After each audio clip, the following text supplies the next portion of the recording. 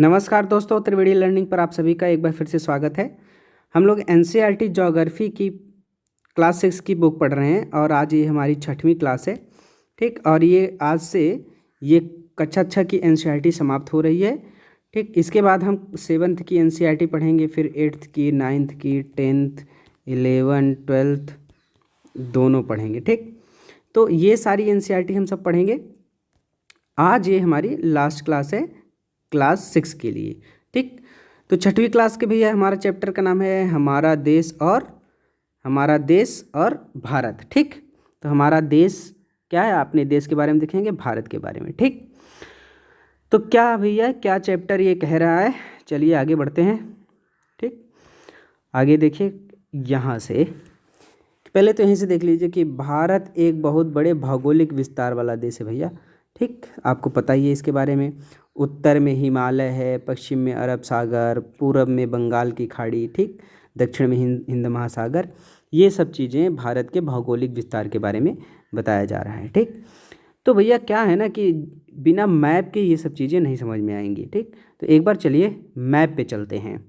ठीक, तो ये है भैया हमारे भारत का प्यारा सा मैप, देख लीजिए। ठीक, तो इस मैप में देख लीजिए कि भैया देखिए ये पूरब में क्या है, बंगाल की खाड़ी है।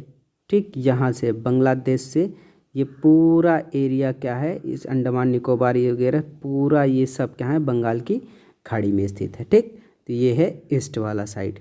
ये देखिए ये है अरब सागर, लक्षद्वीप। ठीक, ये है वेस्ट साइड में। तो ये भारत को देख रहे हैं ना, ये 3 तरफ से समुद्र से घिरा हुआ है। ये श्रीलंका है, हमारा पड़ोसी है। ठीक, तो ये है, और इधर देखिए, इधर यहाँ से यहाँ तक पूरा क्या हिमालय फैला हुआ है, ऐसे ये याद रखेंगे। ये पूरा क्या है, पूरा हिमालय है उत्तर साइड में। ठीक, फिर क्या है कि ये मैदानी वाला एरिया है, इधर प्रायद्वीप है, इधर तटीय एरिया है। ये मतलब ये पश्चिमी घाट है, पूर्वी घाट है, फिर तटीय मैदान है। तो अभी बस अभी छोटी छोटी चीज़ बस जानते रहिए, अभी मोटी मोटी बात बस इतना जानिए कि ये है आपका बंगाल की खाड़ी, ये है अरब सागर, जो कि ये है पूरब में, ये है पश्चिम में। ठीक, और ये है भारत का मैप। ठीक, तो चलिए एक बार फिर से चलते हैं वहीं पे, क्या कह रहा है ये देखिए। ठीक, तो अभी हमने बात कर ही ली इसके बारे में, थोड़ा सा और बड़ा कर लेते हैं ये। ठीक, तो ये हो गया भैया हिमालय, उत्तर में, पश्चिम में अरब सागर, ठीक, पूरब में बंगाल की खाड़ी आपने देखा ही, दक्षिण में पूरा हिंद महासागर फैला हुआ है। ठीक, अब देखिए भारत का क्षेत्रफल कितना है भैया, याद रखिएगा कितना है, 32.8 लाख वर्ग किलोमीटर। ठीक, 32.8 लाख वर्ग किलोमीटर भारत का पूरा क्षेत्रफल है। ठीक, उत्तर में भैया लद्दाख से लेकर दक्षिण में कन्याकुमारी तक इसका विस्तार कितना है, 3200 किलोमीटर। ठीक, और पूरब में अरुणाचल प्रदेश से लेकर पश्चिम में कच्छ तक इसका विस्तार कितना है, 2900 किलोमीटर। ठीक, तो ये सब क्या बातें हैं, अगर नहीं समझ में आ रहा है तो ऐसे यहाँ समझ लीजिए, मैं आपको बता देता हूँ। ठीक, यहाँ देखिए ऐसे, यहाँ देखते हैं। तो जैसे अब मान लेते हैं हम कि एग्जैक्ट तो नहीं, बस ऐसे भारत का एक छोटा सा नक्शा आप देख लीजिए। ठीक, यहाँ पर इस तरीके से भारत का नक्शा है। ठीक, इस तरीके से ऐसे ड्रॉ कर दे रहा हूँ, बस आपको समझने के लिए चीज़ें बना रहा हूँ। अगर एग्जैक्ट नहीं बन पाया तो गुस्सा उस्सा नहीं करिएगा भाई, है ना। तो इस तरीके से ये भारत का एक मैप हो गया। तो अब इसमें देखिए बात ये हो रही ना कि एकदम उत्तर से लेकर के यहाँ, एकदम उत्तर से लेकर के यहीं पर है ना सबसे नॉर्थ पॉइंट। ठीक, तो ये लद्दाख है ना, लद्दाख। ठीक, तो लद्दाख से लेकर के भैया कहाँ तक, ये यहाँ तक, ये कन्याकुमारी तक, ये है क्या, यहीं पर है कन्याकुमारी। ठीक, तो ये पूरा जो यहाँ से लेकर के पूरा यहाँ जो विस्तार है ना भैया, ये कितना है, ये टोटल है 3200 किलोमीटर। यही बात बताई जा रही है। ठीक, ये टोटल 3200 किलोमीटर है। और यहाँ पॉइंट, ये पॉइंट गुजरात में, और यहाँ ये पॉइंट अरुणाचल प्रदेश में, एकदम यहाँ से यहाँ तक ऐसे ये पूरी जो क्या कहते हैं बताई जा रही है, चौड़ाई बताई जा रही है, ये भैया कितनी है, 2900 किलोमीटर। ठीक, तो ये ऐसे और ऐसे जो विस्तार है ये है भैया कितना, 2900 किलोमीटर। ठीक, और उत्तर से लेके दक्षिण तक जो पूरा विस्तार है वो पूरा कितना है भैया, 3200 किलोमीटर। ठीक, यही बताया जा रहा है। और पूरा क्षेत्रफल भारत का कितना है भैया, ये पूरा जो क्षेत्रफल आपको दिख रहा है कितना है, 32,87,263 वर्ग किलोमीटर। ठीक, ये याद रखिएगा, 32,87,263 वर्ग किलोमीटर भारत का पूरा क्षेत्रफल है। ठीक, तो बात समझ में आई। तो यही बातें ये बताई जा रही हैं यहाँ पे भैया कि क्षेत्रफल कितना है, 32.8 लाख वर्ग किलोमीटर है। ठीक, और क्या कहा जा रहा है, लद्दाख से लेकर के दक्षिण में कन्याकुमारी तक 3200 और पूरब में अरुणाचल प्रदेश और कच्छ का पूरा 2900 किलोमीटर। ठीक, तो अब देखिए भारत में क्या है भैया कि ऊंचे ऊंचे पर्वत हैं, मरुस्थल है, मैदान है, पठार है, ठीक, द्वीप समूह है, ये सब चीज़ें हैं। ये सब क्या दिखाती है भैया कि भारत में बहुत विभिन्नता दर्शा रहा है। ठीक, जलवायु, वनस्पति, वन्य जीव सब क्या कहते हैं साथ साथ भारत में रह रहे हैं ना। तो ये क्या है भैया, ये क्या दिखाता है कि एकता में, हम एकता को दर्शा रहा है ना, ये भिन्नता में, ये भिन्नता में भी एकता दिखा रहा है। ठीक, भारत में बहुत ज़्यादा डाइवर्सिटी है ना, यही चीज़ें बता रहे हैं कि भैया एकता में अनेकता, अनेकता में एकता की बात की जा रही है। ठीक, चलिए, वर्ष 2011 से अब तक भारत की आबादी 120 करोड़ से अधिक हो चुकी है। ठीक, यानी भारत में बताया जा रहा है कि भैया 120 करोड़ से अधिक जनसंख्या है, चीन के बाद विश्व में दूसरा है। अब ये डेटा थोड़ा सा चेंज हो गया है, याद रखिएगा। क्या याद रखेंगे भाई कि जो जनसंख्या है ना, जनसंख्या में सबसे नंबर 1 पर कौन हो गया है भैया, अभी वर्तमान में भारत हो गया है। ठीक, दूसरे नंबर पर चीन है, याद रखिएगा। पहले नंबर पे अब भारत है जनसंख्या के मामले में। ठीक है, तो चलिए आगे चलते हैं। अब देखेंगे भारत की स्थिति के बारे में, देख लीजिए कि स्थिति क्या है भारत की। तो भारत पहले तो ये जान लीजिए कि उत्तरी गोलार्ध में स्थित है। कर्क रेखा यानी 23.5 डिग्री उत्तर देश के एकदम बीच से गुजरती है। ठीक, दक्षिण में, दक्षिण से उत्तर की ओर भारत की मुख्य भूमि कितना है भैया, 8 डिग्री 4 मिनट उत्तर और 37 डिग्री 6 मिनट उत्तर। ठीक, पश्चिम में कैसा विस्तार है भैया, पश्चिम से पूरब में कैसा विस्तार है, 68 डिग्री 7 मिनट पूरब से लेकर के 97 डिग्री 25 यानी 25 मिनट पूरब की ओर फैला। अच्छा, ये इस डेटा का क्या मतलब होता है, इस डेटा को अभी ठीक से समझ लीजिए। देखिए कैसे है ये डेटा, ऐसे समझिए कि जैसे यहाँ देखिए कि अब मान लेते हैं कि ये हो गया भैया ग्लोब, है ना, ग्लोब हो गया। मैंने पहले ही बता रखा है कि ये ग्लोब को एक देशांतर रेखा है जिसको कहते हैं 0 डिग्री, या इसी को कहते हैं भैया क्या, ग्रीनविच रेखा। ठीक, तो ये ग्रीनविच रेखा हो गई। ग्रीनविच रेखा के इस साइड में पूर्वी गोलार्ध है और इस साइड में पश्चिमी गोलार्ध है। ठीक, तो यही बात कहा जा रहा है भैया कि और पृथ्वी को बराबर बराबर भागों में बांटने वाली भी एक रेखा होती है, अक्षांश रेखा है। वो क्या है भैया, वो है भूमध्य रेखा। ठीक, वो है भूमध्य रेखा। तो अब क्या हो गया कि भूमध्य रेखा की इधर उत्तरी गोलार्ध है और इधर दक्षिणी गोलार्ध है। ठीक, अब वही बात कही जा रही है कि भारत कहाँ है। तो भारत कहाँ है भैया, भारत इस उत्तरी गोलार्ध का तो देश है ही, इसके उत्तरी गोलार्ध का तो देश है ही, लेकिन ये इस जगह स्थिति है भारत की, इस जगह पे। ठीक, भारत की स्थिति ये है। तो भारत कहाँ है भैया, नॉर्थ और ईस्ट के बीच में। ठीक, कौन से गोलार्ध में भैया, उत्तरी पूर्वी गोलार्ध के बीच में भारत स्थित है। मुख्य रूप से पड़ता तो उत्तरी गोलार्ध में है। ठीक, लेकिन उत्तरी गोलार्ध में 0 डिग्री के पूरब पड़ता है। ठीक, तो ये हो गया भारत की मेन स्थिति। 0 डिग्री के इधर जितनी देशांतर होगी सबके आगे क्या लगेगा, ईस्ट लगेगा।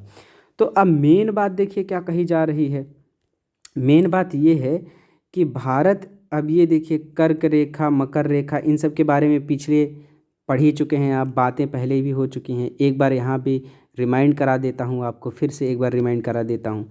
क्या रिमाइंड करा देता हूँ, ऐसे देखिए कि यहाँ पर अब हम मान लेते हैं कि ये हो गया आपका ग्लोब, ये ग्लोब हो गया, ठीक।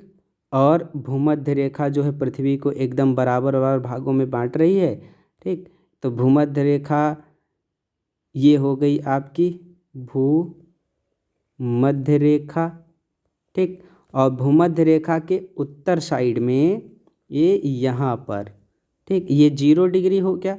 यहाँ पर है आपकी, ये है कर्क रेखा, ठीक। ये कर्क रेखा कहाँ है भैया, 23.5 डिग्री नॉर्थ में पड़ता है, ठीक।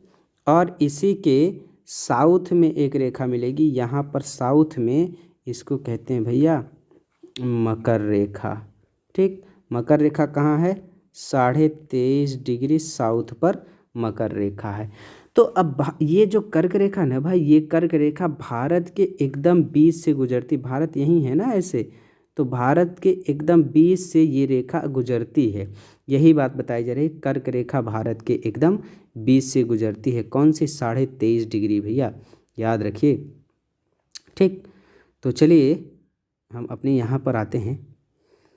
तो ये बात, स्थिति समझ में आ गई, आपको समझ में आ गई होगी कि भारत जो है उत्तरी गोलार्ध में स्थित है। कर्क रेखा भैया क्या होता है, देश के एकदम मध्य से गुजरती है, ठीक। उत्तर से दक्षिण भारत की मुख्य भूमि का विस्तार, ये सब बताया जा रहा है, ठीक। ये भी एक बार समझ लीजिए। ये क्या होता है, मैप पे चलते हैं, आपको समझ में आ जाएगा। ये देखिए यहाँ, ठीक। अब देखिए ये जो पॉइंट दिख रहा है ना आपको, कौन सा पॉइंट, ये यहाँ पे देखिए, यहाँ पे जो पॉइंट दिख रहा है ना, ये पॉइंट सबसे नॉर्थ का पॉइंट है, भारत के सबसे नॉर्थ का पॉइंट है, ठीक है। ये यहाँ पर भारत का सबसे नॉर्थ पॉइंट है। यहाँ पर मुख्य भूमि की बात कर रहा है ना, अगर मुख्य भूमि की बात ना करता ना, तो भारत के जो वैसे सबसे दक्षिणतम बिंदु है वो यहाँ पर है, ये देख रहे हैं यहाँ पे, अंडमान निकोबार में पड़ता है ये। लेकिन मुख्य भूमि की बात कर रहा है तो मुख्य भूमि यहाँ पर है। तो भारत की यहाँ से लेकर के यहाँ तक की लंबाई जो अभी हमने बताया 3200 किलोमीटर। तो ये जो पॉइंट है ना ऊपर वाला, नॉर्थ वाला, और ये पॉइंट, ये मुख्य भूमि का पॉइंट है, ये है आपका मुख्य भूमि का बिंदु, ये है आपका उत्तरी बिंदु। तो अब ऐसे समझ लीजिए कि जो बात यहाँ पर कही जा रही ना, ये कि 8 डिग्री 4 मिनट, ये मुख्य भूमि का विस्तार है, जो एकदम कन्याकुमारी का दक्षिण वाला बिंदु है ना, ये ऐसे देखेंगे यहाँ वाला बिंदु, ठीक। और ये कह रहा है कहाँ तक भैया फैला है, 37 डिग्री 6 मिनट उत्तर तक। 37 डिग्री 6 मिनट उत्तर कहाँ है, 37 डिग्री 6 मिनट उत्तर ये वाला पॉइंट है, ठीक, यहाँ पे। तो ये है भैया 37 डिग्री 6 मिनट उत्तर वाला ये पॉइंट है, ठीक। और देखिए और बातें क्या कही जा रही हैं, यहाँ देख लीजिए ये, ठीक। कह रहा है पश्चिम से लेकर पूरब तक कहाँ तक विस्तार है, देखिए 68 डिग्री 7 मिनट पूरब से लेकर 97 डिग्री 25 मिनट पूरब के बीच में है, ठीक। ये बात अच्छे से समझ लीजिए, बहुत लोगों को समझ में नहीं आता है कि क्या डिग्री कह रहा है, क्या भैया। तो ये जो यहाँ पर है ना, यहाँ पर 68 डिग्री 7 मिनट है, और ये अरुणाचल प्रदेश का ये वाला जो पॉइंट है यहाँ पर, ये भैया यहाँ से यहाँ तक जो हमने बताया था ना अभी, कितना, 2900 किलोमीटर। तो ये वाला जो बिंदु है ना, ये कहाँ है बेटा, 68 डिग्री 7 मिनट पर है, और ये वाला जो डिग्री पॉइंट है ये 97 डिग्री 25 मिनट पर ईस्ट में स्थित है। याद रखिएगा ये सब जो पॉइंट है ना, ये सब ईस्ट में है, सब इधर ईस्ट में, देखिए लिखा हुआ है ना, ये ईस्ट मतलब पूरब में, पूरबी देशांतर में है, ठीक। 68 डिग्री 7 मिनट पूरब है, और 97 डिग्री 25 मिनट पूरब है। तो ये आपका होता है देशांतरी विस्तार, ये जो होता है इस तरीके से, ये होता है अक्षांशीय विस्तार, ठीक। अक्षांशीय विस्तार ये है, देशांतरी विस्तार ये है, ठीक। बात समझ में आ गए। तो कुल मिला के कितने भैया देख लीजिए, 29, लगभग 29 देशांतर भारत से गुजरते हैं। 29 देशांतर का मतलब क्या हुआ, 29 देशांतर का मतलब ऐसे हो गया कि जो हमारा प्यारा भारत है ना, ऐसे जो हमारा प्यारा भारत है, तो इस ऐसे जो देशांतर रेखाएं हैं ऐसे, ये सभी देशांतर रेखाएं ऐसे देख लीजिए, एक बार देख लेंगे, भारत का मैप बनाना सीख लीजिए, ज़रूरी होता है। ठीक, तो इस तरीके से ये पूरा सब क्या है, ये सब देशांतर रेखाएं। तो इस तरीके से टोटल कितनी है भैया, लगभग 29 देशांतर इस तरीके से हैं। ठीक, याद रखिएगा। तो सबसे पश्चिमी देशांतर कौन सा है, अभी बताया क्या, 68 डिग्री 7 मिनट ईस्ट। ठीक, और सबसे पश्चिमी देशांतर कौन सा है, 97 डिग्री 25 मिनट क्या, ईस्ट। ये याद रखिए। तो ये पूरा देशांतर है, लगभग पूरा 29 देशांतरों से गुजरता है। 82.5 डिग्री जो देशांतर है ना, 82.5 डिग्री ईस्ट देशांतर एकदम भारत के बीच से गुजरती है। ठीक, याद रखिए, एकदम ऐसे बीच से गुजरती है, यही भारत का मानक समय कहलाता है। ठीक, याद रखिएगा, भारत का मानक समय किसको कहते हैं। ठीक, तो भैया क्या हो गया कि जो देशांतरी विस्तार है भारत का, 29 देशांतर यहाँ से गुजरते हैं। ठीक, तो और भी देशों में ना अलग अलग देशांतर रेखाएं होती हैं। ठीक, जैसे संयुक्त राज्य अमेरिका में भैया 7, कनाडा में 6 मानक समय हैं। ठीक, भारत में तो एक ही मानक समय है। कौन सा भारत मानक समय भैया, 82.5 डिग्री ईस्ट जो है ना भारत के, एकदम ऐसे जाता है, बीच से गुजरता है। इसी का जो मध्य बिंदु होता है ना भैया, कहाँ है, नैनी प्रयागराज में है। ठीक, तो यहीं से भारत का मानक समय माना गया, पूरे देश में इसी के समय से मिला दिया गया है। ठीक, चलिए तो आगे चलते हैं। ये है भैया क्या कह रहा है कि पश्चिम में गुजरात की अपेक्षा पूरब के अरुणाचल प्रदेश में सूर्योदय लगभग 2 घंटे पहले होता है। ठीक, क्यों होता है, अभी हमने बता दिया कि भैया पूरा देशांतर है, तो सूरज जो पृथ्वी है पश्चिम से पूर्व दिशा की तरफ चक्कर लगाती है, तो इसलिए पूरब का समय आगे रहता है, पश्चिम का समय पीछे रहता है। इसीलिए अरुणाचल प्रदेश में सूर्योदय पहले हो जाता है 2 घंटा पहले, गुजरात में 2 घंटे बाद में होता है, तो 2 घंटे का अंतर रहता है। ठीक, अब ये समय में ज़्यादा अंतर न रहे, इसीलिए क्या किया जाता है, इसीलिए ये किया जाता है कि एक मानक समय मान लिया जाता है। तो भारत का वही मानक समय क्या है, ये है 82.5 डिग्री पूर्वी देशांतर को भारत का मानक समय मान लेते हैं। ठीक, बात समझ में आई। ये सब बातें पहले भी हो चुकी हैं, पहले वाले चैप्टर में ये सब चीज़ें थी, पीछे आप जाकर के सब चीज़ें देख सकते हैं, बहुत छोटी छोटी चीज़ें हैं। अब कक्षा अच्छा की भाई किताब है, तो अब क्या कितना बड़ा सिद्धांत बता दिया जाए। ठीक, उसी के हिसाब से पढ़ेंगे ना, किताब जैसा जितना डेप्थ तक लेके जाएगी हम उसी में चलेंगे। जब हम नेक्स्ट क्लास में चलेंगे ना, कक्षा 7 वाली पढ़ेंगे, 8 वाली पढ़ेंगे, तो जैसे जैसे स्टैंडर्ड बढ़ता जाएगा, डेप्थ बढ़ता जाएगा, तो उस हिसाब से आगे बात भी होती जाएगी। अभी तो बस जितना बातें हो रही हैं कक्षा 6 के हिसाब से बातें हो रही भाई, तो इसमें बहुत ज़्यादा तनाव लेने की बात नहीं है कि ये सब तो हमको पता है तो भैया ठीक है, कोई बात नहीं है। आगे देखते चलिए, भारत के पड़ोसी देश देख लेते हैं कौन कौन से भाई पड़ोसी देश हैं। 7 देशों की स्थलीय सीमा भारत से जुड़ी हुई है, एकदम ध्यान रखिए भैया, 7 देश हैं स्थलीय सीमा से जुड़ी हैं। कौन कौन से देश हैं, ये मैप यहीं लगा हुआ है, साथ में यही देख लेते हैं, ये देख लीजिए। ठीक, तो 7 देश कौन कौन से भैया, ये देखिए कि ये है पाकिस्तान, अफ़गानिस्तान, ये देखिए भारत का ये बॉर्डर हो गया, ये पाकिस्तान, अफ़गानिस्तान। ठीक, इधर देखिए ये तिब्बत है। ठीक, इधर ठीक, फिर ये है नेपाल आ गया, क्रमांक से 1 2 3। ठीक, नेपाल 4, भूटान 5, बांग्लादेश 6, ठीक, म्यांमार 7। तो इस तरीके से आप देख रहे हैं कि भारत के ये सब क्या हैं, पड़ोसी देश हैं। और कौन कहाँ है, एकदम गौर से देख लीजिए, एकदम ध्यान रखिएगा। ये देखिए यहाँ से यहाँ तक ये पाकिस्तान के साथ सीमा साझा हो रहा है, ये थोड़ा सा अफ़गानिस्तान के साथ सीमा साझा हो रहा है, चीन तिब्बत के साथ देखिए कुछ यहाँ सीमा साझा हो रहा है, कुछ यहाँ सीमा साझा हो रहा है, कुछ यहाँ सीमा साझा हो रहा है। ठीक जी, भूटान के साथ ये सीमा साझा हो रही है हमारी, ये भूटान के साथ सीमा साझा होगी, नेपाल के साथ यहाँ सीमा साझा हो रही है, म्यांमार के साथ यहाँ सीमा साझा हो रही है, बांग्लादेश के साथ तो भैया ये देखिए ये पूरा 3 तरफ से घिरा हुआ है। ठीक, 3 तरफ से चारों ये घिरा हुआ है। उसके बाद तो ठीक है, ये हो गया भैया आपके सामने। उसके बाद देखिए ये दक्षिण में देखिए बंगाल की खाड़ी में अंडमान निकोबार द्वीप समूह है, ये श्रीलंका है, श्रीलंका से हमारी समुद्री सीमा साझा होती है। देखिए ये मालदीव है, यहाँ भारत लक्षद्वीप है, यहाँ भी देखिए हमारी समुद्री सीमा साझा होती है। तो 2 जगह तो भैया हम समुद्री सीमा साझा कर रहे हैं और 7 जगह यानी 7 देशों से हम क्या कर रहे हैं, ये देखिए बहुत अच्छे से मैप देख लीजिए। बिना मैप के भैया ज्योग्राफी कौन क्या मतलब है सीखने का। ज्योग्राफी में अगर आपको सीखना है तो मैप को ध्यान में रखना पड़ेगा। तो क्या देखें अभी आपने कि पाकिस्तान, अफ़गानिस्तान, चीन, नेपाल, भूटान, बांग्लादेश, म्यांमार, ये सब 7 देश हैं जो भारत के साथ स्थलीय सीमा साझा करते हैं। चलो ये हो गया। अब देखिए आगे बढ़ते चलें। ये देखिए भारत के राज्य सभी दिया हुआ है। यहाँ राज्य एक बार ज़रूर देख लेंगे भैया, सभी राज्यों को देख लीजिए। राजधानियाँ भी पूछ लेता है भाई, आपको राजधानी भी याद होना चाहिए, तो राजधानी भी याद रखिए। देखिए लद्दाख ये यूनियन टेरिटरीज़ हो गया, इसकी राजधानी कहाँ है, लेह। ठीक, ये जम्मू कश्मीर है, इसकी राजधानी कहाँ है, श्रीनगर। हिमाचल प्रदेश, इसकी राजधानी है भैया शिमला। ठीक, उत्तराखंड, इसकी राजधानी कहाँ है, देहरादून। हरियाणा है, इसकी राजधानी कहाँ है, चंडीगढ़। ठीक, पंजाब है, इसका राजधानी भी कहाँ है, चंडीगढ़ ही है। ठीक, चलिए तो दिल्ली भैया हमारी देश की राजधानी है दिल्ली। उत्तर प्रदेश राजधानी लखनऊ है। बिहार, इसकी राजधानी देखिए पटना है।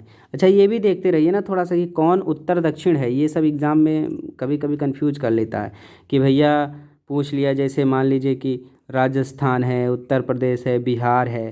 ठीक, और पूछ लिया कि शिलांग है, ये मेघालय की राजधानी है शिलांग।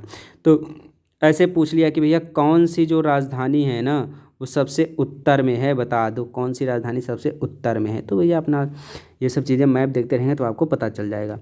ठीक, तो राजस्थान है भैया, यहाँ पे देखिए ये हो गया आपका राजस्थान। ठीक, तो राजस्थान की राजधानी देख लीजिए जयपुर है। बिहार की राजधानी पटना है भैया। ठीक, और इधर अरुणाचल प्रदेश की राजधानी ईटानगर है। असम है राजधानी दिसपुर। मेघालय है यहाँ पर, इसकी राजधानी शिलांग है। ठीक, यहाँ त्रिपुरा है, इसकी राजधानी कहाँ भैया, अगरतला है। नागालैंड, इसकी राजधानी कोहिमा है। ठीक, मणिपुर, इसकी राजधानी इम्फाल है। ठीक, मिजोरम है, इसकी राजधानी कहाँ है भैया, आइजोल है। पश्चिम बंगाल, इसकी राजधानी कलकत्ता है। झारखंड राजधानी रांची। याद ये देखिए ये कर्क रेखा एकदम बीच से गुजर रही है, देख रहे हैं ये देखिए ये कर्क रेखा है, कर्क रेखा एकदम बीच से गुजर रही भारत के। ठीक, तो अगर मान लीजिए जैसे ये पूछ ले कि भैया कर्क रेखा पर कौन सा है, ये देखिए रांची। यहीं से जो मानक समय गुजरता है ना, मानक समय और दोनों एक ही पॉइंट पर जहाँ मिलते हैं वो झारखंड ही होता है। ठीक, ये भी ध्यान रखिएगा। तो क्या हो गया कि उत्तराखंड की राजधानी, झारखंड की राजधानी क्या हो गया भैया, रांची। ठीक, चलिए मध्य प्रदेश की राजधानी कहाँ है, देखिए भोपाल। गुजरात की राजधानी कहाँ है भैया, गांधीनगर। ठीक, ये सब छोटी छोटी चीज़ें हैं आपको पता होनी चाहिए। ठीक, उड़ीसा की राजधानी कहाँ भैया, भुवनेश्वर है। तेलंगाना की राजधानी हैदराबाद है। आंध्र प्रदेश की राजधानी अमरावती अभी डिस्प्यूटेड है, अमरावती बनेगी। ठीक, आंध्र प्रदेश की राजधानी। ठीक, कर्नाटक की राजधानी देख लीजिए बेंगलुरु है। गोवा की राजधानी पणजी है। महाराष्ट्र की राजधानी कहाँ है भैया, महाराष्ट्र की राजधानी ये है मुंबई। दादर नगर हवेली क्या है भैया, सिलवासा। ठीक, ध्यान में रखिएगा। चलिए इधर ये हो गया, तो ये भैया तमिलनाडु। ठीक, तमिलनाडु की राजधानी कहाँ देखिए, चेन्नई एकदम पोर्ट एकदम किनारे है चेन्नई, ये भी याद रखिएगा। पुडुचेरी भैया, पुडुचेरी जो है ना वो 3 राज्यों में है, याद रखना। पुडुचेरी ये देखिए 3 राज्यों में फैलता है, एक तो आंध्र प्रदेश में पड़ता है। ठीक, तो पुडुचेरी मुख्य जो है तमिलनाडु में, कराईकल है, माहे है, यमन है। ठीक, माहे ये देखिए पुडुचेरी का है, केरल में है। ठीक, चलिए केरल की राजधानी भैया तिरुवनंतपुरम है। तो ये हो गया आपका देश मतलब राज्य और उनकी राजधानियाँ। ठीक, ये चीज़ याद रखिएगा। अंडमान निकोबार है कि यूटी है, इसकी राजधानी पोर्ट ब्लेयर है। ठीक, और यहाँ देखिए लक्षद्वीप है, इसकी राजधानी कावरती है। तो ये सब राजधानी भी आपको याद रखनी चाहिए। ठीक, चलिए और ये देखिए भी यहाँ पर क्या करें कि दक्षिण में समुद्र में स्थित 2 द्वीप श्रीलंका और कौन से भैया, मालदीव क्या है भैया, पड़ोसी हैं। पाक जल संधि भारत को श्रीलंका से अलग करती है, ये बात पहले भी बता चुका हूँ। अभी भी अगर देखना हो तो देख लीजिए, ये आगे मिल जाएगा आपको। यहाँ पर है भैया क्या, पाक जल संधि कहाँ है, ये भारत और श्रीलंका के बीच में है। इंडिया और श्रीलंका के बीच में यहाँ पर पाक जल संधि है, याद रखना। ठीक, और ये हो गया आपका समुद्री सीमा हो गई, ये है आपका। ठीक, ये है लक्षद्वीप, ये इधर से हो गया, ये आपका लक्षद्वीप है, ये अंडमान निकोबार है। एकदम ध्यान से देखिए, मैप ज़रूर ध्यान देखें भाई, बिना मैप के काम नहीं बनेगा। ये वाला चैप्टर मैप पर ही पूरा डिपेंड है। तो क्या हो गया भैया कि राजधानी है एवं प्रशासनिक विभाजन। तो प्रशासनिक क्रियाकलाप के अनुसार भैया क्या है, 28 राज्य 8 केंद्र शासित प्रदेश भारत में हैं। ठीक, सभी मैंने बता दिया, आपको याद होना चाहिए पूरा, सभी स्टेट की राजधानी, यूटी की राजधानी आपको याद होना चाहिए। चलिए, तो ये देखिए भारत का, यहाँ पर आपको एक देखिए भारत का भौतिक स्वरूप एक बार देख लीजिए, बहुत ज़रूरी है, एकदम इत्मीनान से देख लीजिए, आपको पता होना चाहिए। क्या पता होना चाहिए? ये सारी चीज़ें देखिए। अब ये पूरा जो ये ब्राउन कलर का आप दिख रहा है ना, ये पूरा ब्राउन कलर का, ये भारत का हो गया पूरा क्या, पर्वतीय क्षेत्र। उत्तर में भारत के पर्वतीय क्षेत्र हैं। और ये पूरा जो एरिया आप देख रहे हैं ना, ये ग्रीन वाला, ये पूरा हो गया मैदानी क्षेत्र। ठीक, ये जो येलो कलर जो पेंटेड है, ये पूरा का पूरा प्रायद्वीप भारत है। ठीक, ये मरुस्थली वाला क्षेत्र है। इधर क्या है, पश्चिमी घाट है, इधर पूर्वी घाट है। ठीक, और यहीं पर उसके पश्चिमी घाट, पूर्वी घाट के और पश्चिम में, जैसे पश्चिमी घाट के पश्चिम में क्या है, तटीय मैदान है। पूर्वी घाट के पूरब में क्या है, तटीय मैदान है। ठीक, तो इस तरीके से भारत को अगर देखें तो भौतिक विभाजन हो रहा है ना। तो भौतिक विभाजन में ये देखिए, उत्तर का पर्वतीय क्षेत्र, फिर मैदानी क्षेत्र, ठीक, फिर प्रायद्वीप पठार, फिर ये जो तट है, तटीय मैदान है, द्वीप हैं। ठीक, तटीय मैदान द्वीप एक ही में रख दिए हैं। तो बात समझ में आई कि 4 ऐसे भौगोलिक प्रदेशों में बांट रहे हैं। उत्तर का पर्वतीय क्षेत्र मैदान है, उसके बाद ये प्रायद्वीपीय पठार है, फिर तटीय मैदान और द्वीप है। इस तरीके से 4 भागों में इसको डिवाइड किया जा रहा है। ठीक, तो एक बार इस मैप को ध्यान से देख लीजिएगा भैया, और भी देख लीजिए। ये इसमें ये है, देखिए विंध्य पर्वत है, ये अरावली श्रेणी है, ऐसे फैली हुई है अरावली श्रेणी, विंध्य पर्वत है, सतपुड़ा है। याद रखिए, ये देखिए यहाँ पे विंध्य पर्वत, यहाँ पे विंध्य पर्वत है, ये विंध्य पर्वत है, ये सतपुड़ा है। इसी के बीच में देखिए ये नर्मदा नदी बह रही है। ठीक, विंध्य पर्वत सतपुड़ा के बीच में नर्मदा नदी बहती है, और भ्रंश घाटी में बहती है ये नदी, ये भी याद रखिएगा। ठीक, और सतपुड़ा के दक्षिण में तापी नदी बहती है, ये भी क्या है, भ्रंश घाटी है, ये भी याद रखिएगा। ठीक, और ये देखिए पूरा गंगा का मैदानी एरिया है, देख रहे हैं, ये गंगा नदी है, यहाँ से निकल के ऐसे बहते हुए जा रही गंगा नदी। ठीक, कहाँ चली जाएगी, बंगाल की खाड़ी में जाके गिर जाएगी। यमुना नदी इसकी सहायक नदी, यमुना नदी इसमें मिल जाती है। या इधर से देखिए आके चंबल मिल रही है। ठीक, इधर से ब्रह्मपुत्र नदी आपको दिख रही है इस तरीके से। ठीक, तो ये भैया मैप है, इसको ध्यान से देख लीजिएगा, सभी पर्वत देख लीजिएगा, पर्वत, पठार, नदियाँ। ठीक, ये सब नदियाँ भी देख लीजिए। कभी कभी ये साउथ की नदियाँ उत्तर से दक्षिण सेट करने के लिए आ जाता है एग्ज़ाम में। ठीक, तो ये याद रखिएगा। देखिए महानदी है, ठीक, गोदावरी है, कृष्णा है, ठीक, कावेरी नदी, सबसे दक्षिण में कौन सी है, कावेरी है। ठीक, महानदी, गोदावरी, कृष्णा, कावेरी, ये सब नदियाँ ध्यान रखिएगा। दक्षिण भारत की सबसे ऊंची चोटी देख लीजिए, ये कौन सी, ये अन्नामलाई, अन्नामलाई जो चोटी है ना, इसी में है अनाईमुड़ी, अन्नामलाई की चोटी है, यहीं पर एक है अनाईमुड़ी, जो कि दक्षिण भारत की सबसे ऊंची चोटी है। ठीक, तो यहीं पर आपका नीलगिरी है, ये देखिए नीलगिरी। पश्चिमी घाट, पूर्वी घाट, ये देख रहे हैं ना, ये पश्चिमी घाट, ये ब्राउन कलर की जो लाइन आ रही है पश्चिमी घाट है, इधर पूर्वी घाट है, ब्राउन कलर की जो लाइन आ रही है। ठीक, और जहाँ ये दोनों मिल रहे हैं इसको क्या बोला जाता है, नीलगिरी की घाटी बोला जा रहा है भैया, नीलगिरी पर्वत है ये। ठीक, नीलगिरी चोटी। तो ठीक से एक बार देख लेंगे, यहाँ पे देखिए मैप देखना भी आप सीख जाइए कि अगर ब्राउन कलर जो है ये पर्वत को दिखा रहा है, येलो कलर पठार दिखा रहा है, ग्रीन कलर मैदान दिखा रहा है, तो भारत का जो ये सबसे बड़ा मैदान है भैया, ये विश्व का सबसे बड़ा मैदान है। कौन सा, ये ब्रह्मपुत्र गंगा का जो ये डेल्टा बन रहा है ना, ये कृषि उपज के लिए बहुत बढ़िया होता है। तो ये जो उपज है यहाँ पर, ये विश्व का सबसे बड़ा डेल्टा बनाता है, याद रखिएगा। चलिए, तो ये हो गया बातें, यहाँ पे प्रशासनिक आधार पे हमने बता ही दिया कि 28 राज्य और 8 केंद्र शासित प्रदेश हैं, ध्यान रखिएगा। चलिए आगे चलते चलते हैं भैया, ये अभी बातें ये भैया हुई कि दिल्ली भारत की राजधानी है भैया। ठीक, राज्यों का निर्माण कैसे हुआ है, भाषाओं के आधार पर राज्यों का निर्माण हुआ है, याद रखिएगा।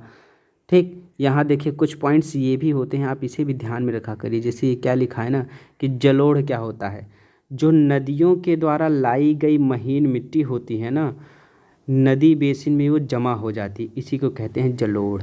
ठीक, जैसे क्या होता है कि जैसे कोई नदी बह रही है ऐसे, और नदी क्या है अपने साथ क्या लेकर जाए कि बहुत सारी कंकड़ पत्थर मिट्टी ये सब लेकर के बह रही है, और जैसे जैसे आगे बढ़ेगी तो यही कंकड़ पत्थर नदियों के किनारे ऐसे इकट्ठा होते जाएंगे। नदियों के किनारे जब ये इकट्ठा होते जाएंगे तो भैया यहाँ पर ढेर सारी ऐसे मिट्टियाँ बन जाएंगी ना, इसी मिट्टी को क्या कहते हैं, जलोढ़ कहते हैं, याद रखना जलोढ़।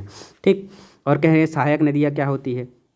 अब सहायक नदियाँ भी ऐसे समझ लीजिए कि जैसे एक नदी है ऐसे बह रही है, इसी बहुत सारी ऐसे नदियाँ आकर के किधर से भी, चाहे इधर से चाहे उधर से, किधर से भी नदियाँ आकर के अगर इसमें मिल रही हैं, तो जो मुख्य नदी से नदियाँ आकर के मिल रही हैं ना भाई, इसी को क्या कहते हैं, सहायक नदियाँ कहते हैं। ठीक, तो ये सब चीज़ें भी आपको पता होनी चाहिए। तो अब आगे देखिए क्या कह रहे हैं भैया, भारत का भौतिक विभाजन। तो भारत का भौतिक विभाजन देखेंगे क्या है भैया कि भारत में पाई जाने वाली भौतिक आकृतियाँ विभिन्न प्रकार की हैं भैया, पर्वत, पठार, मैदान, द्वीप, ये सब चीज़ें हैं। उत्तर में बर्फ़ से ढका हुआ हिमालय है, जो भैया क्या आपका गार्ड का काम करता है, संतरी का काम करता है। ठीक, तो अब यहाँ देखिए कि भैया हिमालय क्या मतलब होता है, बर्फ़ का घर।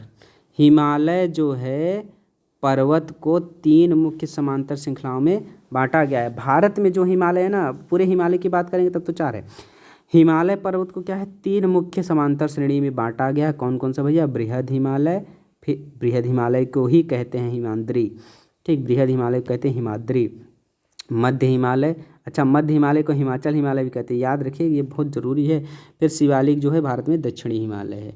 ठीक, तो अब 100 की सीधी एक बात ऐसे समझ लीजिए, मोटी मोटी बात मैं आपको बता दे रहा हूँ कि एक पर्वत है भारत के जो सबसे उत्तर में है, वो इस तरीके से पर्वत है, इसको कहते हैं भैया क्या, महान हिमालय।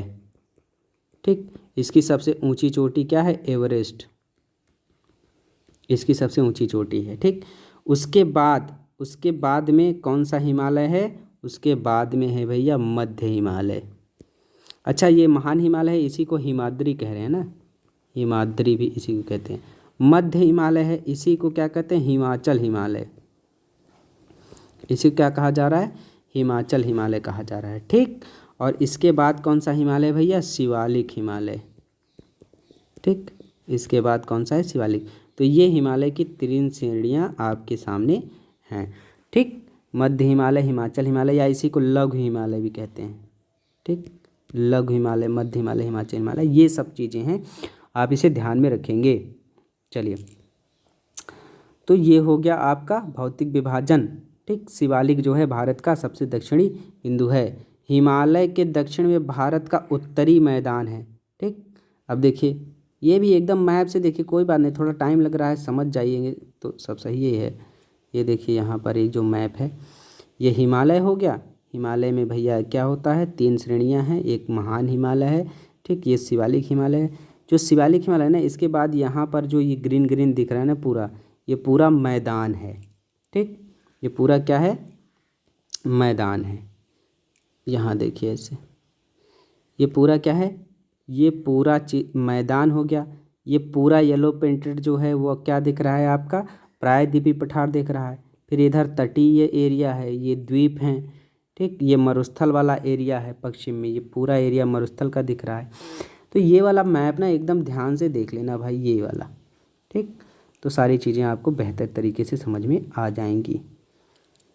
चलिए, तो ये हो गया विभाजन, आपको बात समझ में आ गई। चलिए, उत्तर का मैदान। ठीक, हिमालय में, हिमालय के जो दक्षिण है उत्तर का मैदान। ठीक, ये बना कैसे भैया, ये सिंधु गंगा ब्रह्मपुत्र के द्वारा जो मिट्टी लाई गई थी, जलोढ़ निक्षेप, अभी बताया ना जलोढ़ क्या होता है, तो जलोढ़ निक्षेप जो लाया गया है उसी से इस उत्तरी मैदान का निर्माण हुआ है। और याद रखिए कृषि के लिए ये बहुत उपजाऊ है, कृषि के लिए बहुत उपजाऊ है, और इसमें सबसे ज़्यादा जनसंख्या भी रहती है।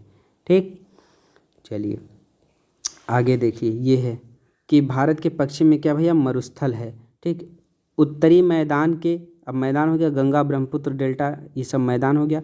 इस मैदान के भैया दक्षिण में क्या है, प्रायद्वीप पठार स्थित है। ठीक, इसकी आकृति कैसी है, त्रिभुजाकार है, याद रखिएगा।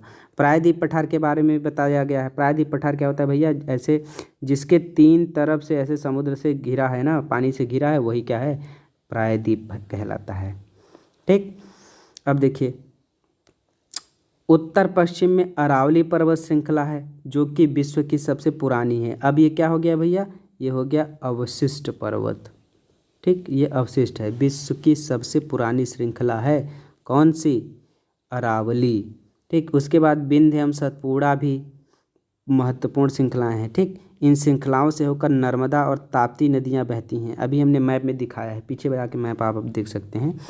ठीक, ये पश्चिम की तरफ बहने वाली नदियां हैं, अरब सागर में गिरती हैं। ठीक, इस पठार के पश्चिम में, इस पठार के, किस पठार की बात कर रहा है आप, अच्छा मैप देख ही लो भैया, मैप बिना देखे काम नहीं चल पाएगा।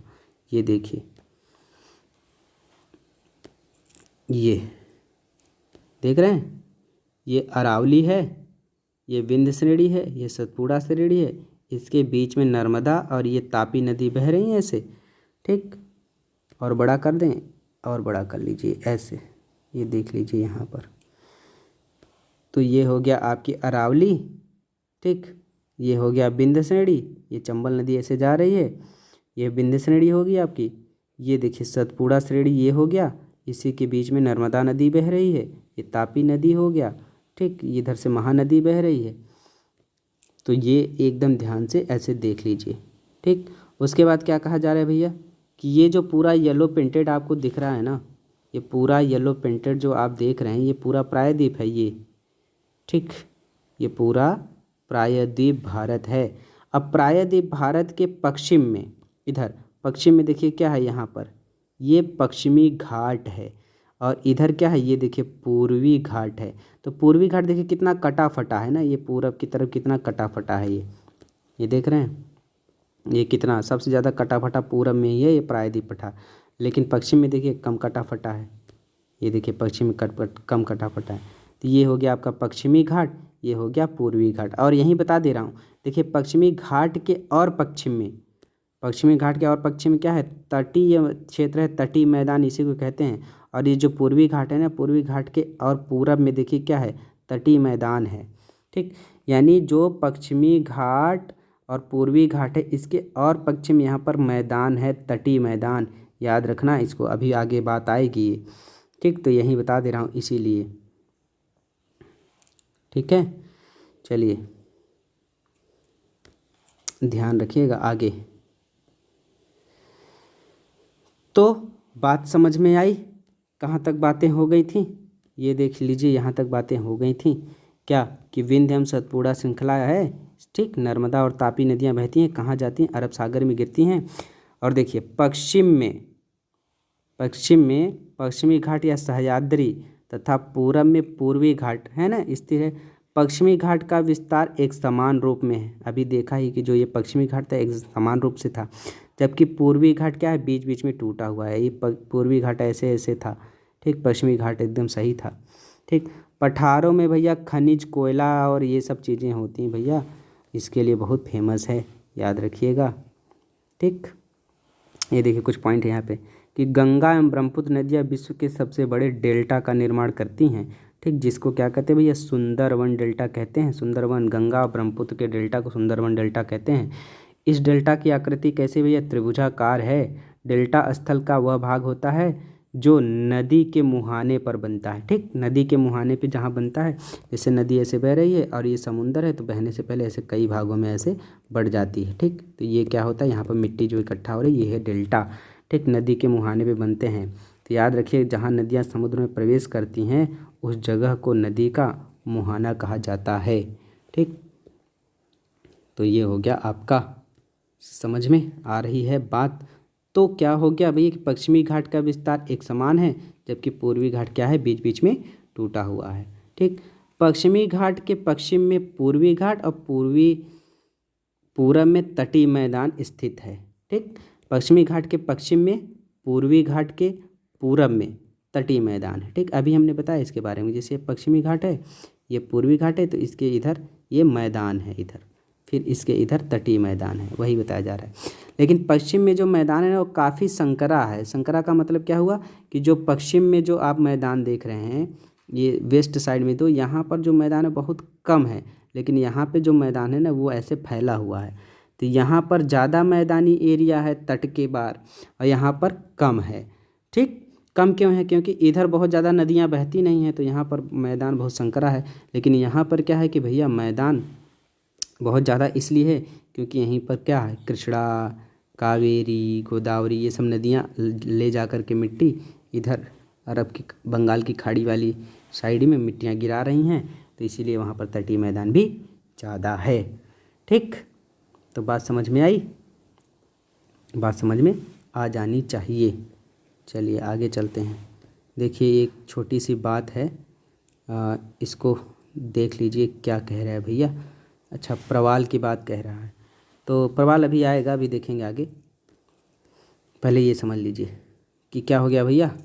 ये क्या कह रहा है कि पूरब में तो चौड़ा है ही, पूरब में वो मैदान चौड़ा है। अब देखिए वहाँ पूरब की ओर बहने वाली नदियाँ हैं, कौन सी? महानदी, गोदावरी, कृष्णा, कावेरी, बंगाल की खाड़ी में गिरती हैं। यही कारण है कि जो पूर्वी तटीय मैदान है वो चौड़ा है। ठीक, ये नदियाँ अपने मुहाने पर क्या करती हैं? उपजाऊ डेल्टा का निर्माण करती हैं भैया। बंगाल की खाड़ी में गंगा, ब्रह्मपुत्र नदियों के मुहाने पर सुंदर डेल्टा का निर्माण होता है। ठीक, तो डेल्टा का निर्माण हो रहा है, इसीलिए सुंदरबन, ये सुंदरबन डेल्टा है। तो सुंदरबन डेल्टा कहाँ है भैया? गंगा ब्रह्मपुत्र नदी के मुहाने पर कौन सा है? सुंदरबन डेल्टा है। ये याद रखिएगा, बहुत ज़रूरी है, अब बात बता रहा हूँ। ठीक, चलिए तो यहाँ तक ये बातें हो गई। अब ये देखिए भारत में 2 द्वीप समूह भी हैं। ठीक, कौन से भैया? लक्षद्वीप अरब सागर में स्थित है, याद रखना, अरब सागर में लक्षद्वीप अरब सागर में स्थित है। अभी देखा ही हमने मैप में, देख लीजिए। ये केरल के तट से कुछ दूरी पर स्थित है। ठीक, कहाँ? केरल का जो तट है, केरल के तट से कुछ दूरी पर स्थित, ये प्रवाल द्वीप है, याद रखना। लक्षद्वीप क्या है? प्रवाल द्वीप। अब देखिए अभी प्रवाल आ रहा था, अब प्रवाल को एक बार ठीक से देख लीजिए कि प्रवाल द्वीप भैया क्या होता है। यहाँ देखिए ये बताया गया था। देखिए ये देखिए प्रवाल द्वीप है, ये आपको चित्र यहाँ पर दिख रहा है, ये सब प्रवाल द्वीप हैं। तो अब ये समझिए कि प्रवाल होता क्या है। पहली बात समझिए कि पॉलिप नाम का एक जीव होता है। कौन सा? पॉलिप जीव। ठीक, ये पॉलिप नाम का जीव होता है। देखिए यहाँ लिखा है, ये पॉलिप नाम का क्या होता है? एक जीव। जब ये पॉलिप जीव मर जाता है ना, जब इसकी मृत्यु हो गई ना पॉलिप की, तो क्या हो गया भैया? तो इसका जो कंकाल बचा ना, ये कंकाल यही कहलाता है क्या? प्रवाल। ठीक, तो प्रवाल क्या है भैया? जो पॉलिप जीव है ये जब मरता है तो इसका जो कंकाल बचता है वही कहलाता है प्रवाल।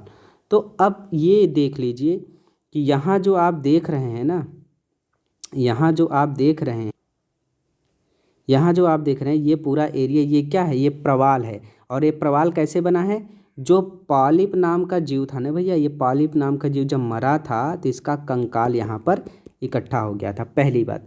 और दूसरी बात ये देख लीजिए कि अब ये जो प्रवाल है ना, ये पॉलिप वाला कंकाल, अब इसी पॉलिप पर ही ना दूसरे पॉलिप जीव जो हैं वो डेवलप करेंगे।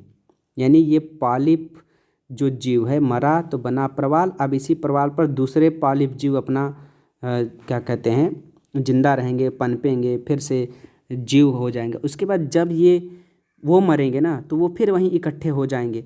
तो इस तरीके से क्या होगा ना, कई पालिप जंतुओं का ऐसे बार बार कंकाल इकट्ठा होते होते होते पूरा क्या बन जाता है भैया? पूरा बन जाता है प्रवाल द्वीप। ठीक, पूरा क्या बन गया? ये देखिए ये पूरा प्रवाल द्वीप बन गया। तो 100 की सीधी बात बस इतना समझ लीजिए क्या, कि पालिप जीव जब मरेंगे तो उनके कंकाल जो होता है उसका कंकाल पर क्या हो बनेगा? वही प्रवाल बन जाएगा। ठीक, पालिप जीव जो मरेगा उसका कंकाल जो बच गया वही क्या हो गया? प्रवाल हो गया।